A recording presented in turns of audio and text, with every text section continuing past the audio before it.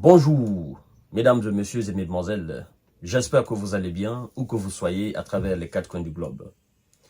C'est une question légitime, légale, qui vient souvent sur les lèvres de tous les panafricains au sujet du président Mamadi Doumbouya, le général Mamadi Doumbouya de la Guinée. D'ailleurs, j'ai fait l'objet de plusieurs interrogations par rapport à cela. Il y en a qui vont jusqu'à se demander, mais un chef d'État africain, surtout un militaire de surcroît, qui a une femme blanche, une femme française, et donc des gens issus d'une nation dont la politique étrangère est combattue quasiment en Afrique. Bon, il y en a qui prennent mal cela au fait. Et des gens se posent la question réellement sur la position du général Mamadi Doumbouya.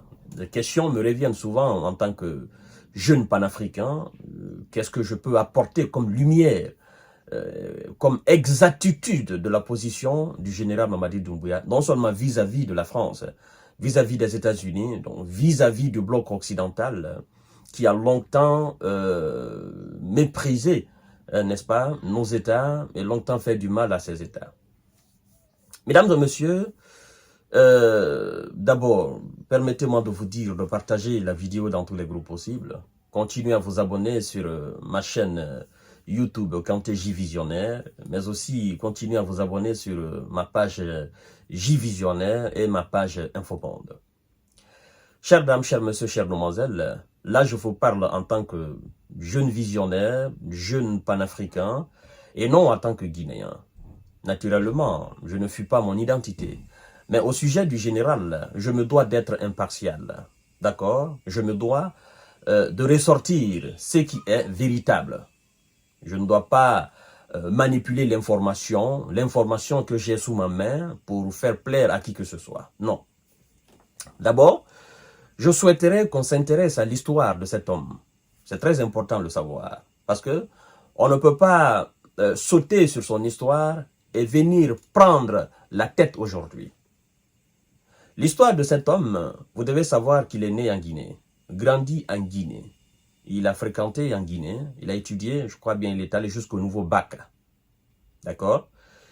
Vu les conditions de la Guinée et sa condition d'alors, avec le chômage, n'est-ce pas, manque d'emploi, manque d'opportunités, et Mamadi Doumbouya a décidé de sortir de la Guinée. Je dois quand même vous rappeler que il n'a pas eu la vie facile à Conakry. Lui qui est issu, n'est-ce pas, d'une ville à l'intérieur de la Guinée qu'on appelle la ville de Kankan. D'accord? La ville de Kankan, en termes de superficie, oui, en termes de grandeur, c'est la deuxième ville de la Guinée. La capitale, c'est Conakry, la deuxième, c'est Kankan.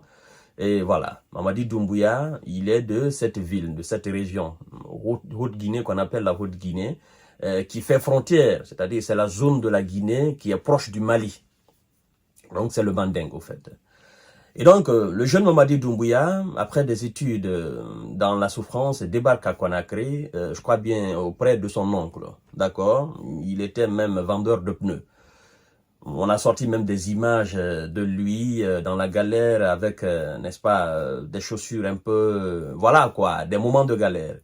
Et puis, comme tout jeune africain, à la quête, n'est-ce pas, du bonheur ou à la quête, naturellement, de moyens pour faire vivre sa famille, Mamadi Doumbouya a décidé de sortir de la Guinée et prendre le chemin de l'Europe. C'est ainsi il débarque en Europe, dans des conditions aussi très difficiles. Vous comprenez? En Europe aussi, la vie n'a pas été facile pour lui. D'accord? Il a fait la Hollande, je crois bien il a fait aussi l'Allemagne, il a fait aussi la France, et si je ne me trompe pas, je crois aussi qu'il a fait l'Espagne, si je ne me trompe pas. Mais c'est en France, sa vie prend une autre tournure. Vous comprenez? Et l'histoire de Mamadi Doumbouya en France, vous devez savoir que c'est l'histoire de la plupart des jeunes Africains qui viennent de l'Afrique, d'accord, et qui se cherchent. Nous savons combien de fois vivre dans des situations irrégulières en Europe, aux États-Unis, un peu partout dans ces pays, n'est-ce pas, occidentaux, la manière dont c'est difficile. Vous comprenez? Et vous devez savoir que l'entrée de Mamadi Doumbouya dans la Légion étrangère, la grâce, c'est cette femme que vous avez aujourd'hui devant vous, sa femme. C'est ça la véritable histoire. D'accord? La grâce, c'est cette femme-là. Et parce que vous devez savoir, avant que Mamadi n'entre dans la Légion étrangère, il n'avait pas encore ses documents français. C'est très important de le savoir. Nous voyons en Europe, aux États-Unis, un peu partout dans ces pays, des hommes qui ont rencontré des difficultés de papier, voilà, chercher d'autres opportunités. Je ne dirais pas que, oui, il y en a qui le font, il y en a qui se marient pour avoir des documents, chose que je ne vais pas cacher. Il y en a aussi qui se marient avec des femmes qui ont de la nationalité. Il y en a même qui se marient avec des femmes blanches françaises, anglaises, américaines. Oui, il y en a qui le font par amour, il y en a qui le font aussi pour avoir des documents. D'accord? Mais la grâce de Mamadi d'entrer dans la Légion étrangère, c'est cette femme-là. Oui, cette femme blanche. C'est la vérité. Et avant qu'il n'entre dans la Légion étrangère, il n'avait pas encore ses documents français. Si je ne m'abuse, si je ne me trompe pas. Vous comprenez? Et donc, entrer dans la Légion étrangère, naturellement, avec cette gendarme officier, la gendarmerie française, ils ont organisé le mariage. Ils se sont mariés. Vous comprenez? Ils sont mariés. Ils ont fait des enfants. Vous comprenez? Mais il faut aussi que vous sachiez que quand vous entrez dans la Légion étrangère, même si vous n'avez pas les documents, vous sortez avec la nationalité française. C'est très important de le savoir. Oui. Lorsque vous avez l'opportunité de rentrer dans la Légion étrangère, que ça soit maintenant, vous mariez ou... Non. Lorsque vous entrez dans la Légion étrangère, que vous êtes guinéen, vous êtes ivoirien, vous êtes brésilien, vous n'avez pas les documents français, vous ressortez avec la nationalité française. C'est-à-dire que, entrez déjà dans l'armée, vous êtes pris, vous servez l'armée nationale, l'armée française, la Légion étrangère, vous avez la nationalité française. Donc, l'histoire de Mamadi avec cette femme part de là. Et donc, Mamadi, à l'époque, ne savait pas qu'il serait président de la Guinée, ne savait pas qu'il serait chef d'État de la Guinée. Non, il ne pouvait pas être un dieu pour savoir son avenir. Vous comprenez? Et même s'il le savait, même s'il était un dieu qui le savait, bon, on ne peut pas dire, oui, puisque tu seras président demain, il ne faut pas épouser telle femme parce que ça sera mal vu par la communauté. Non, ça c'est une question d'amour, c'est une question de vie. Il faut que vous compreniez cela. C'est un point très important à le savoir. Aujourd'hui, Mamadi, après avoir, n'est-ce pas, servi la France dans la Légion étrangère, en 2010, il décide de rentrer en Guinée. Donc, Mamadi qui est venu dans les années 2000 en Europe et qui a fait la Légion étrangère, en 2010, il décide de rentrer en Guinée. Il était marié avec cette femme. Ils avaient déjà des enfants. Vous comprenez? Il décide de rentrer en Guinée. Et la femme régulièrement partait rendre visite à son mari. Hein, partait passer du bon moment, du bon temps, n'est-ce pas, de longtemps, hein, avec son mari en Guinée. Vous comprenez?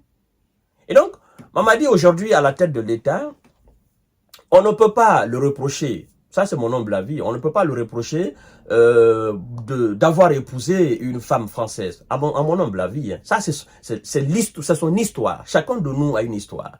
Je connais plein d'Africains en Europe, plein d'Africains aux États-Unis qui sont mariés à des Européennes, des Américaines. Je connais plein. Donc ça, c'est la vie privée des gens. Mais vu qu'il est aujourd'hui un responsable de haut niveau, nous avons le droit de nous intéresser à cette histoire et à éclairer la lanterne pour que les gens comprennent.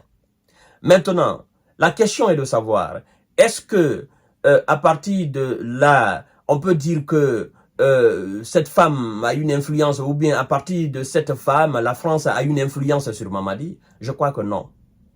Non et non. Pourquoi je dis non? Il y a un certain nombre d'actes qui ont été posés par Mamadi et l'autorité guinéenne vis-à-vis de la France et depuis la prise du pouvoir, ces actes démontrent l'esprit